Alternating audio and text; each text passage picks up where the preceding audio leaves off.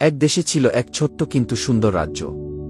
সেই রাজ্যের রাজা ছিলেন খুবই ন্যায়পরায়ণ, আর তার একমাত্র মেয়ে রাজকুমারী রূপলতা ছিল অত্যন্ত রূপসী। কিন্তু রূপের সঙ্গে সঙ্গে তার একটি দোষ ছিল, সে ছিল প্রচণ্ড লোভী। ছোটবেলা থেকেই রূপলতার ইচ্ছা ছিল সবকিছুতেই সেরা হওয়া। তার কাছে সোনারূপার গয়না, দামি পোশাক এবং অমূল্য বস্তু ছাড়া আর কিছুই ভালো লাগত না। রাজা এবং রানী প্রথমে ভেবেছিলেন বয়স বাড়ার সঙ্গে সঙ্গে রূপলতা হয়তো দায়িত্বশীল হয়ে উঠবে, কিন্তু তার লোভ দিন দিন আরও বাড়তে লাগল। রাজকুমারী যা চাইত তা না পাওয়া পর্যন্ত অশান্ত হয়ে থাকত। রাজ্যের প্রজারা তার এই স্বভাব নিয়ে খুবই চিন্তিত ছিল। একদিন এক বৃদ্ধা মহিলাকে রাজপ্রাসাদের সামনে ভিক্ষা চাইতে দেখা গেল। মহিলাটি খুব দুর্বল এবং ক্ষুধার্ত ছিল। সে রাজপ্রাসাদের দরজায় কড়া নাড়ল।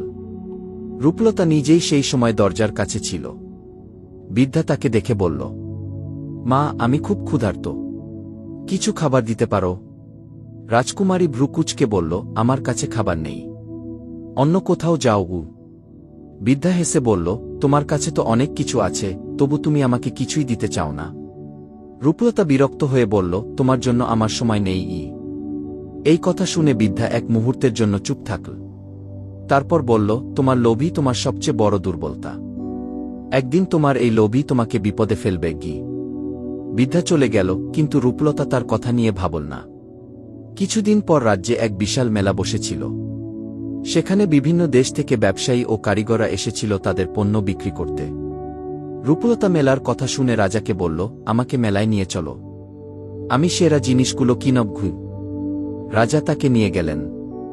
মেলায় গিয়ে রাজকুমারী এমন জিনিস কিনতে লাগল যা তার প্রয়োজনও ছিল না। সে প্রতিটি দোকানে গিয়ে বলত, আমার চাই সবচেয়ে দামি জিনিসগুলো। একসময় রূপলতার চোখ পড়ল একটি রহস্যময় দোকানের দিকে। দোকানের মালিক ছিলেন সেই বৃদ্ধা মহিলা যিনি কিছুদিন আগে রাজপ্রাসাদের সামনে এসেছিলেন। তবে এবার তিনি সাধারণ বৃদ্ধা নন, বরং এক জাদুকরী।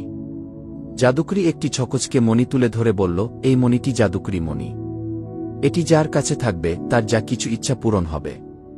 তবে এক শর্ত আছে, লোভের সীমা পার হলেই এই মণি তোমার সর্বনাশ ডেকে আনবে। রাজকুমারী বৃদ্ধার কথা উপেক্ষা করে মণিটি নিয়ে নিল। সে ভাবল, এবার আমার সবকিছু আমার নিয়ন্ত্রণে থাকবে। মণি পেয়ে রূপলতা যা যা চাইত তাই মুহূর্তেই পেত। তার গয়নার বাক্স ভরে উঠল সোনায়, রাজপ্রাসাদে যোগ হল আরও বিলাসবহুল আসবাবপত্র। তবে রূপলতার লোভ কমল না, বরং আরও বাড়ল। একদিন সে মণির কাছে প্রার্থনা করল, আমাকে পৃথিবীর সবচেয়ে ধনী এবং শক্তিশালী বানাও। মণি তৎক্ষণাৎ তার ইচ্ছা পূরণ করল। কিন্তু সঙ্গে সঙ্গে রাজ্যের ওপর দুর্ভাগ্যের কালো ছায়া নেমে এল। ফসল নষ্ট হতে লাগল, নদীগুলো শুকিয়ে গেল, প্রজারা একে একে দরিদ্র হয়ে পড়ল। রাজা বুঝতে পারলেন রূপলতার লোভই এই বিপদের কারণ। তিনি তাকে বোঝানোর চেষ্টা করলেন, মা, লোভ মানুষকে ধ্বংসের পথে নিয়ে যায়, তুমি এই মণি ফেলে দাও।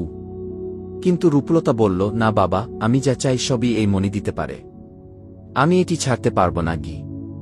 একদিন রূপলতা আবার মণির কাছে গেল এবং বলল, আমাকে এমন ক্ষমতা দাও যাতে আমি সবাইকে আমার অধীনে রাখতে পারি। মণি এবার রূপলতাকে সাবধান করল, তোমার লোভের শেষ এখানেই, আমি আর তোমাকে সাহায্য করতে পারব না। রূপলতা মণির কথা অগ্রাহ্য করল। সঙ্গে সঙ্গে মণি একটি অদ্ভুত আলো ছড়াল, আর রূপলতা মণির ভেতরে আটকা পড়ে গেল। রাজ্য ধীরে ধীরে তার আগের অবস্থায় ফিরে এল। রাজা এবং প্রজারা শোকাহত হলেও বুঝতে পারলেন এটি ছিল রূপলতার লোভের পরিণতি। মণি সেই বৃদ্ধা জাদুকরীর হাতে ফিরে গেল। তিনি বললেন, যে লোভ ছাড়তে জানে না তার শেষ এভাবেই হয়। রূপলতার গল্প থেকে সবাই শিক্ষা নেবে। এই গল্প আমাদের শেখায়, লোভ কখনোই ভালো কিছু বয়ে আনে না। মানুষের উচিত তার প্রয়োজন বুঝে চাওয়া এবং অন্যদের সাহায্যে এগিয়ে আসা। যে লোভী, সে কখনোই সুখী হতে পারে না।